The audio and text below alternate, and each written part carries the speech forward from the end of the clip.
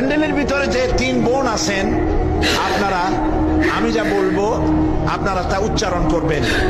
আর এই ভাইরা আমার হাত ধরুন, সবাই কাছে আসুন, সবাই একটু আসতে দেন, আপনারা পিছন থেকে একটু সরে যান, কাইন্ডলি কাছে আসুন, হাত ধরতে হবে,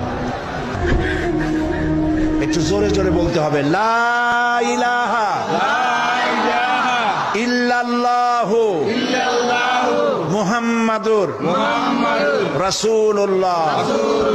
আল্লাহ ছাড়া কোন ইলাহা নাই, মাবুদ নাই, উপাস্য নাই, মুহাম্মদ সাল্লাল্লাহু আলাইহি ওয়াসাল্লাম আল্লাহর প্রেরিত রাসূল।